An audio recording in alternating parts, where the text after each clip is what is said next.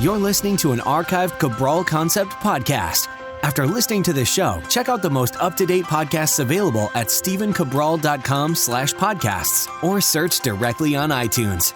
And now, welcome to the Cabral Concept, where board-certified naturopath and integrative health practitioner Dr. Stephen Cabral shares how he was diagnosed at the age of 17 with a life-altering illness and given no hope for recovery. It was only after studying and traveling all over the world did he discover how to combine ancient Ayurvedic healing practices with state-of-the-art naturopathic and functional medicine to fully rebalance the body and re-energize it with life. It's time to discover how to get well, lose weight, and finally feel alive again. And now, here's your host, Dr. Stephen Cabral. So excited you could join me here today on this Wellness and Weight Loss Wednesday, where we're going to be going over the topic of, instead of counting macros, I want you to focus on this instead. So the reason I chose this topic today is because I've gotten a lot of questions actually in the Ask Cabral weekend host calls of what should my macros be? How many, basically macro means this. How many carbohydrates, grams of protein, and grams of fat should I be eating per day? And some people break it down in terms of volume as well. Well, the problem is this, is if that we get overly focused on our macros, meaning how many carbs, how much protein, how much fat per day, we lose track of and we lose sight of the actual nutrients sometimes within the food. Because a lot of people believe that if it fits your macros, you can essentially eat it. And the truth of the matter is, yes, you can actually keep your body looking a specific way or transform your body into what you want it to look like by focusing on the number of grams of carbohydrates, protein, and fat you take in. However, that does not mean that's going to lead to a healthy body, especially in the long run. And that's what I want to talk about and focus on today. Because there's a huge difference between eating, let's say 50 grams of carbohydrates from vegetables, such as broccoli and asparagus and maybe some spinach at a meal, and 50 grams of, let's just say, Skittles, right? Or candy. And that's easy to get. Or 50 grams, which is even easier to get, of one of those sports drinks with red dye in it, yellow dye in it, all of those different types of things. There's a huge difference. You could easily drink 50 grams. Even a lot of those juices that you see, they come from fruit and they come from whatever. And, we're on a juicing-based trend, which I love fresh pressed juice, but not the juice that you see in most of these stores.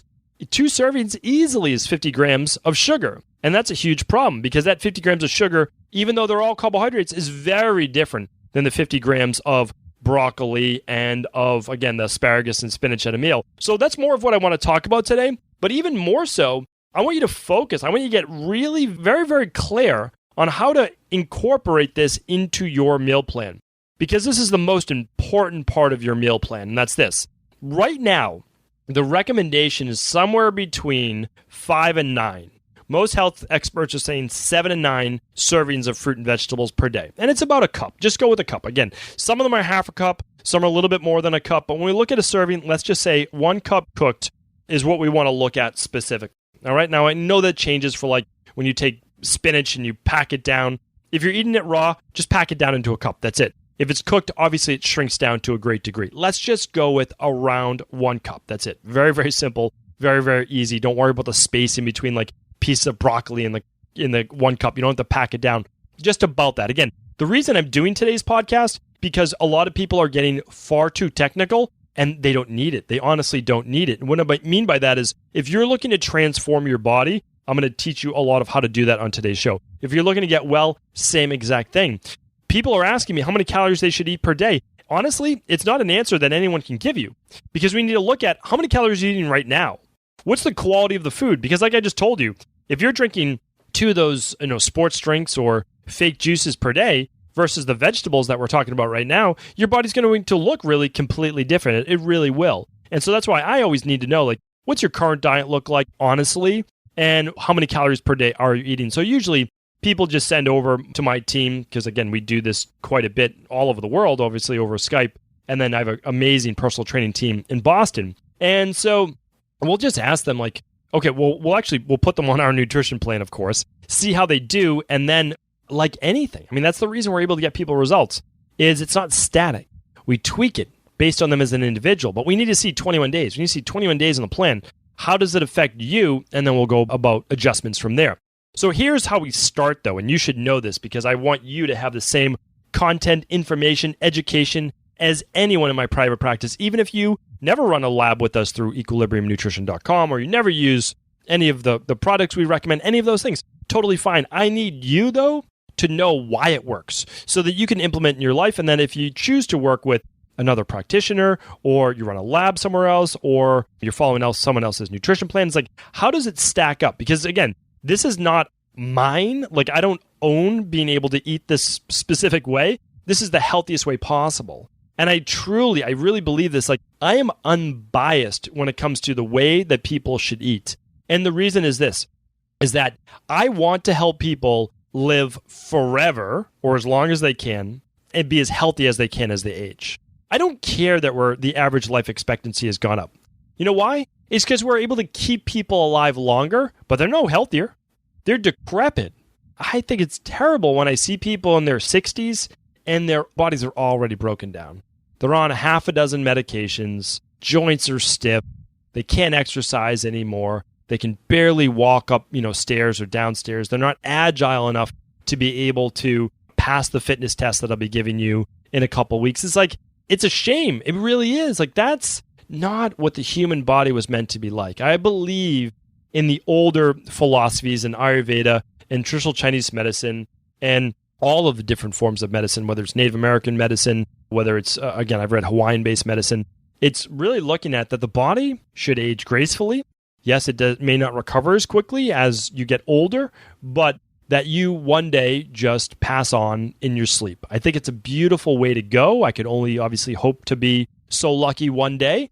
But the truth is this, is that we want to keep that body strong. We want to keep it supple, and we want to be able to use it for life. And a lot of that is the nutrition that we put into it, not just the exercise that we do for it as well. So what we have to talk about then is an anti-inflammatory diet that's made up of predominantly produce. That means fruits and vegetables. So if you're on a keto-based diet, it's just not going to be correct. I'm sorry, but it's not. It can be fine temporarily. And believe it or not, so this is the contradiction comes in, is we use a keto-style diet, a low-carb style diet for 3 weeks to potentially a little bit longer in my practice, 3 weeks to maybe up to 6 weeks or to 8 weeks or so. And then I did a podcast on this, how to transition off a low-carb diet, because we know that that's eventually going to start to lower the metabolism, which means that you're not going to be able to take in as many carbohydrates in the future should you choose to want to eat carbohydrates again. And we know that for a lot of women, and again, I have access to the best lab data in the world. Functional medicine doctors that run labs get to see specifically what's going on with someone's body.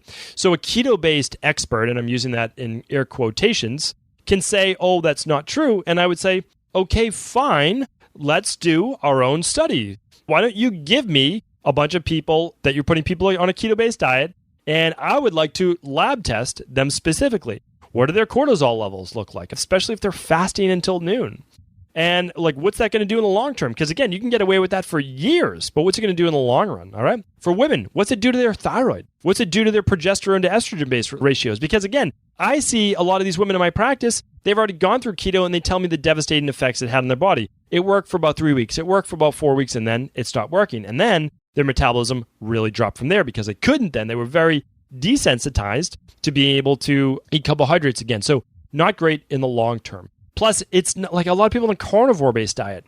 How is that, even remotely part of like the original human-based diet? Especially since right now, if you look up cancer prevention diet, heart disease prevention diet, anything prevention diet, it's predominantly fruits and vegetables.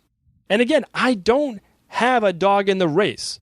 If it was the carnivore-based diet, I would tell you to eat a carnivore-based diet. I really would.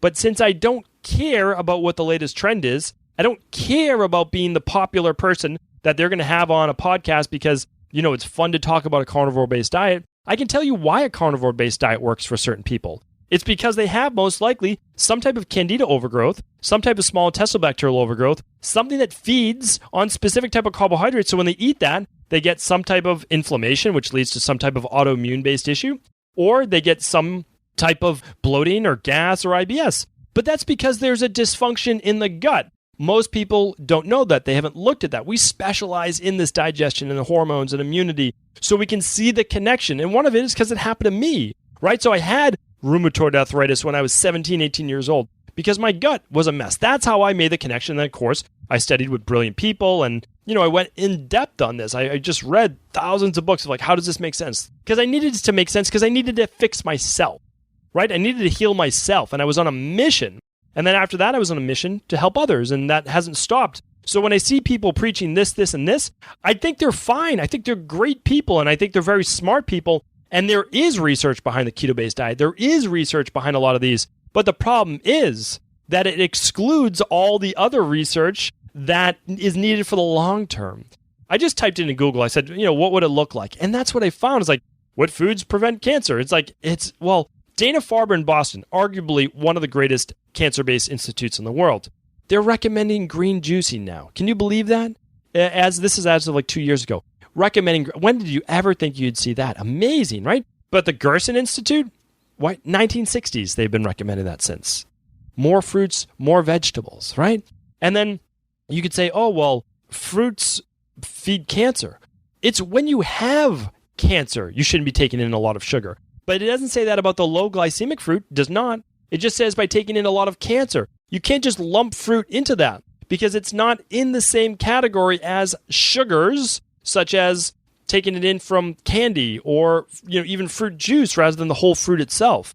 And when I look it up, the American Cancer Council in Australia has this huge page basically saying all the anti-carcinogenic effects, which is anti-cancer effects, by eating fruits and vegetables. They help to maintain a healthy weight.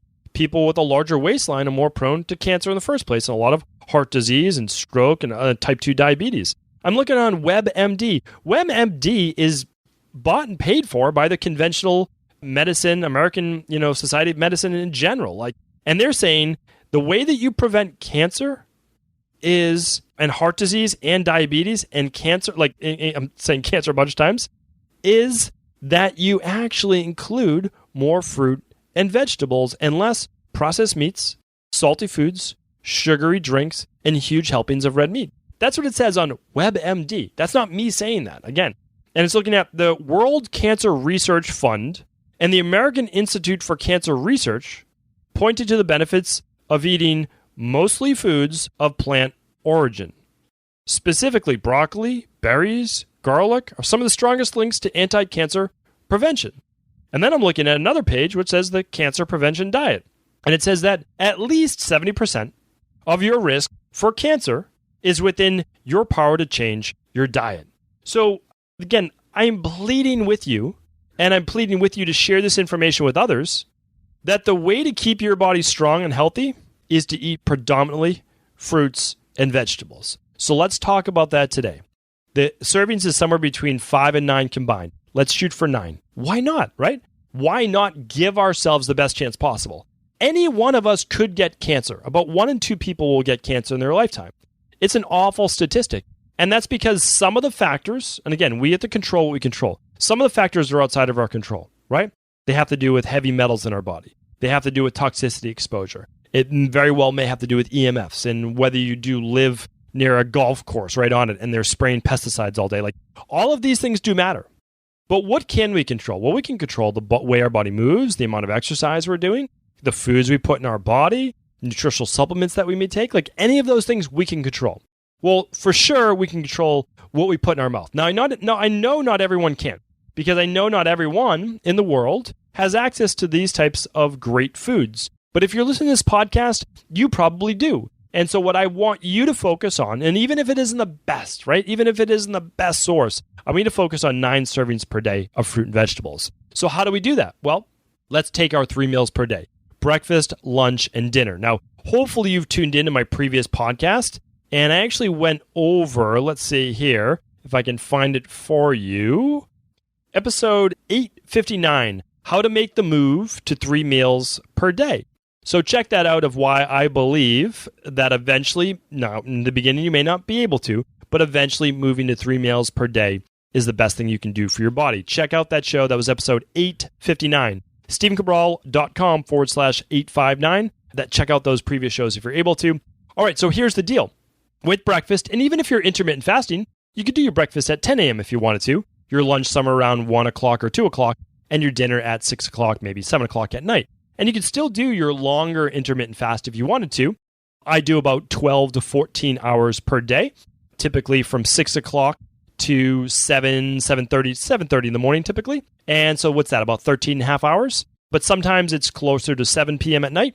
And then again, I'm always eating by about 7:30, and so that's 12 and a half hours. So yeah, I fast somewhere between 12 and 14 hours per day. I do eat as I begin work. Why? Because I've switched now from my relaxation mode in the morning, my cool, calm, collected state, into, okay, it's go time. I have 1,000 emails I need to answer. I've got my team's questions. I've got all the people that I care for in my practice. I've got a lot of different things to do. And of course, this podcast, right? And all the people I see during the day. So I've already made the switch. I've already made the switch out of a calm state, which is where the body does great fasted, and into a state that could use some food and it could use a fuel source. It only makes sense. And when I eat my carbohydrates, then it allows me then to cut cortisol, because fat's not going to cut cortisol, neither is protein, but carbohydrates will. And they'll give you a little bit of that neurotransmitter that we all love, which is serotonin, as well as a little dopamine. Both of those things will help you to keep yourself even more calm, which is one of the many reasons why when you get anxious, you look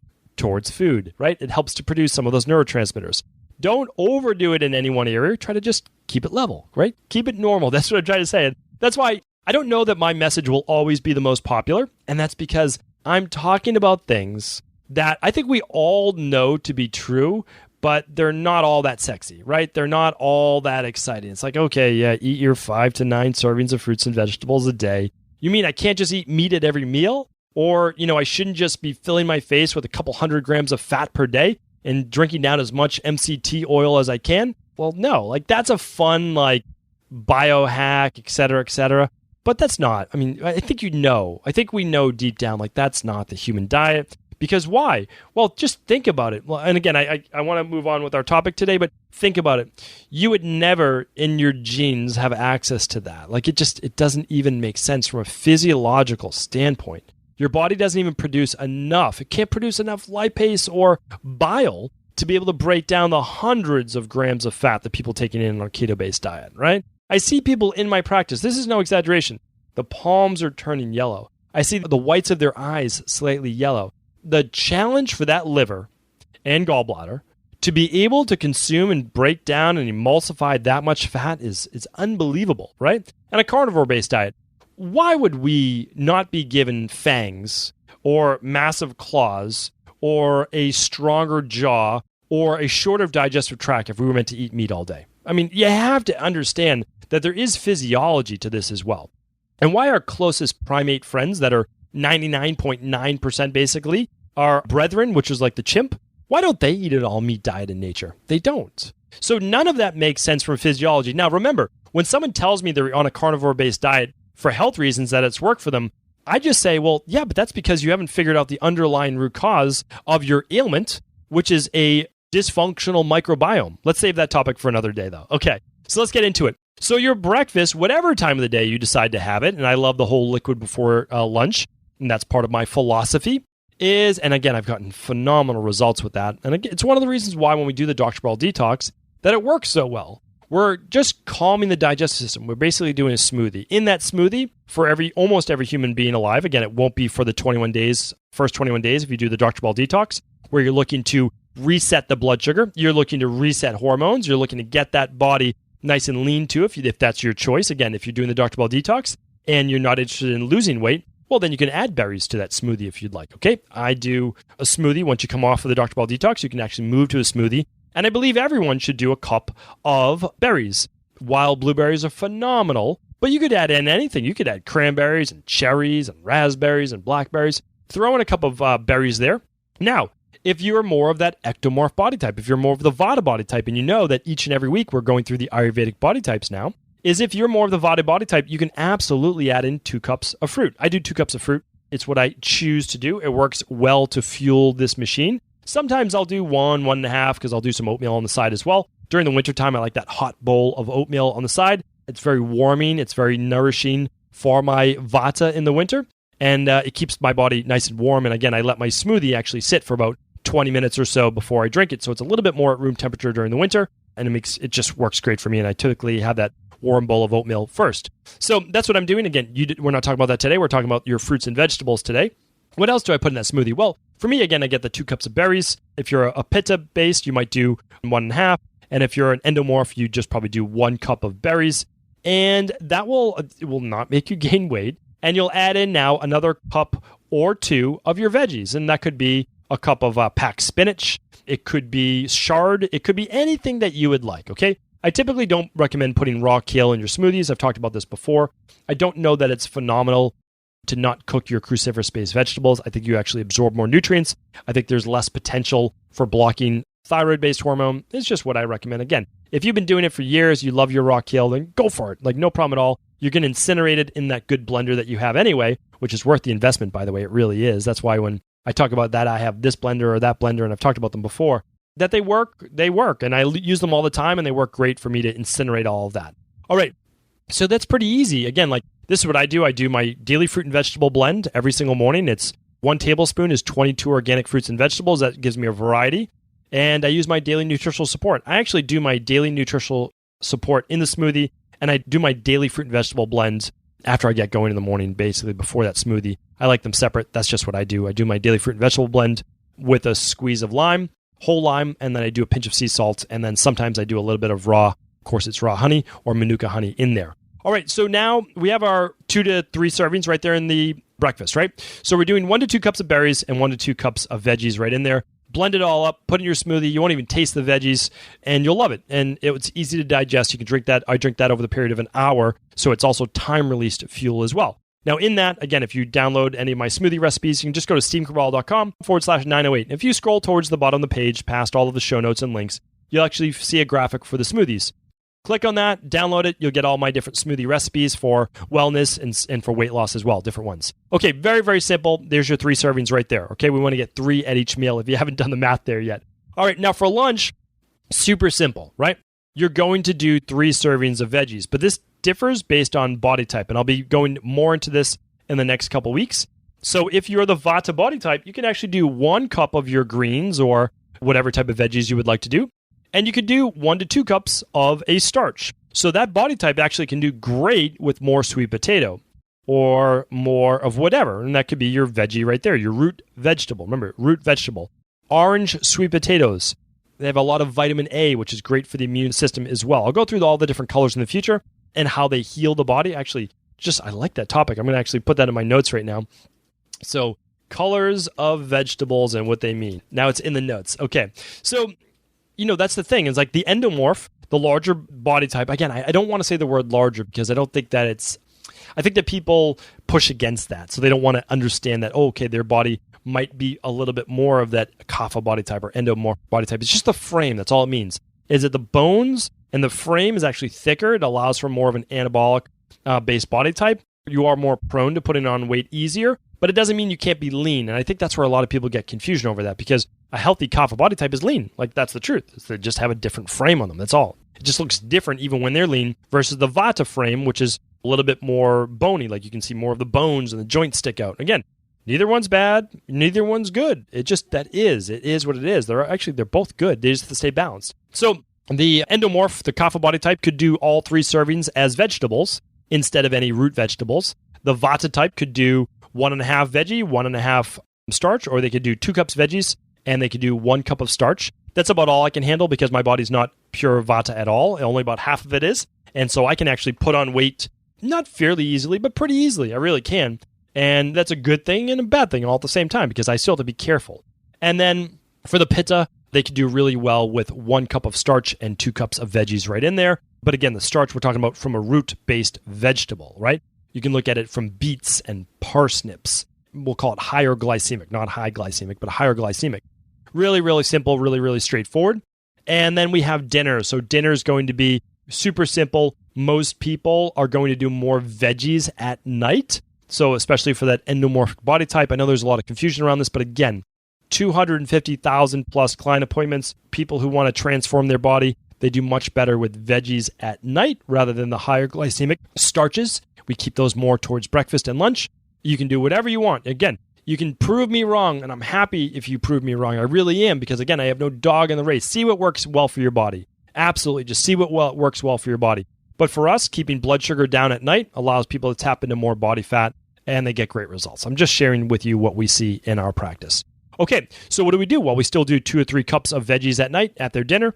And then I'm not even talking about protein and fat right now. We're just talking about how to get in more of the macros that matter, which is this produce. Why? Because if you're eating 3 cups of produce at each meal, you're not going to be that hungry for a lot of protein or a lot of fat, right? It just makes sense. And people say, well, why should then 50% or 60% of your diet come from this macro of carbohydrates? Well, I'm talking about volume, first of all. I'm not talking about calories, and I'm not talking about necessarily grams, but about, really anywhere from 50 to 75% of your plate should be vegetables, root vegetables, whatever. And then we have 25% dedicated to that protein, and then your fat might be some sliced avocado on top, some olive oil, whatever it might be. We'll talk about that more in the future, right? Again, there's a lot more to talk about this. This is not an exact outline. But what I'm saying is that when you look at this, we say, oh no, well, that many carbs will make people gain weight. Not true. Not if those carbs are more vegetable-based, right? So now hopefully you understand that not all carbs are exactly the same. So if your macros, well, I have to meet at 40-30-30, or I need to meet at 40-40-20, or like whatever it might be, right? Because you're keeping your carbs low. Well, it depends where those carbs are coming from. So for the endomorphic body type, the body type that gains weight easier, the body type that needs to lose weight, well, yes, the majority of your carbs, even though it's kind of the same volume, are going to be more vegetable-based, right? More of the cruciferous vegetables like broccoli and cauliflower, and then not asparagus isn't one of those, but Brussels sprouts. And then you can add in any vegetables you want. You could do spinach, you could do asparagus, I love all the different variations of the colors as well, like the purple cauliflower and all of the different types out there, which I won't go into the specifics today. We'll do that on another show. So if you look at that now, we can all say, well, let me give you one more. At dinner, the ectomorph, believe it or not, can actually have a little bit more starch. They can still do another sweet potato or so at dinner, or they can do whatever they want, for those starch there. Well, again, it can be yucca. It can be so many great things. But it's actually great for them. Why? Because that ectomorph body type, that Vata body type, oftentimes can't calm down. They can't slow down. Well, those extra starches will cut cortisol at night, produce more of that serotonin, which will allow them to get more tired, more relaxed, right? So they can actually fall asleep. So really simple, actually really straightforward, is just try to shoot for, if you can't do 3 cups, I understand because you might not be there yet, but shoot for 2 cups per meal to start. If you have trouble with digestion, shoot for cooked, and that will be helpful, especially during the winter. Get those warm foods in if you live in a colder climate. And if you find yourself getting bloated with vegetables, it's not the vegetables' fault. It's honestly not. Yes, many of them act as prebiotics, but that means that it feeds the bacteria that's there, or potentially the yeast. If you're having that issue, it's almost a dead giveaway that you have some type of dysfunctional microbiome, which means you might have more bad bacteria, we're just using bad in air quotes, versus good bacteria, or you might have more candida overgrowth. Simplest way to figure that out so that you stop guessing is just a test. Run an organic acids test, and if you can, run a stool test. If you can only run one, run the organic acids test. If you can run 2, please run the stool test as well.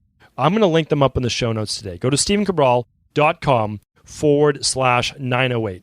It's so important because vegetables and fruit, your low glycemic berries, are what are going to help keep you healthy. They really are. They're meant to keep the body healthy. Our digestive tract, our jaw, our teeth are really set up for eating what would be most plentiful if we didn't have buildings and everything everywhere. We'd have trees and bushes and plants growing everywhere, right? And we'd be able to walk out from wherever we lived and pick those things. We'd be able to forage. And sure, you'd be able to go hunting as well, but you would get predominantly what was easiest to access and eat. It just makes sense on every single level. Now, a lot of people who, I just want to give one more tip, that Vata body type, that ectomorph body type, if they eat that mid-afternoon snack, or how can they get in a little bit more fruit, they could do it 30 minutes before dinner, or up to an hour before dinner, or they could do a mid-afternoon snack if there's a good amount of time between lunch and dinner. Say lunch is at 12 and let's say dinner's at 6:37. They might do it 3:34 p.m. The ectomorph, again, the body type that loses weight faster or needs a little bit more fuel or needs to do it after an afternoon workout or before an afternoon workout, they can get more berries in at that time as well, or fruit in general. Again, I'm not saying you can't eat mango and pineapple. You absolutely can, right? But if you're more of the endomorph or kapha body type, that might not be as great for you unless it is directly after a workout. I'm going to be talking about this more in the upcoming weeks on how to match up your body type and then specifically the diet along with that. So stay tuned for that. Really enjoying this week's show so far. Can't wait for you to check out tomorrow's show on how to answer the question of how often you should be exercising as well. But as always, if you disagree or if you have a different viewpoint or If you enjoyed today's show, please check in with me. Just go to Instagram. My name's Stephen Cabral on Instagram or cabralsupportgroup.com. Let us know your thoughts. My team and I love hearing from you. And as always, the best thing you could do to kind of share this message is just pay it forward. Just send it to someone else or just talk about it with them and begin to share with them that why the diet they're on right now, if it's lacking fruits and vegetables, it may not be the best one to set you up for a long, healthy life. Thank you for tuning in. Are you ready to heal yourself and then go on to heal others? If so, the Integrative Health Practitioner Institute can help you discover proven functional medicine protocols that blend the best of 7 different healing disciplines from around the world. I personally share with you the exact handouts and protocols I use in my private practice that enable people to get well, lose the weight, and live longer, stronger. I want to pass this information on to the next generation of health coaches, and that is exactly why I created IHP. We are the future of the health coaching industry, and the skills and knowledge you will learn will make you an in-demand certified health coach anywhere in the world. Although we have many medical professionals taking the IHP certifications, no experience is necessary, and half our members have no previous health certifications. At the Integrative Health Practitioner Institute, our motto is a health coach in every home.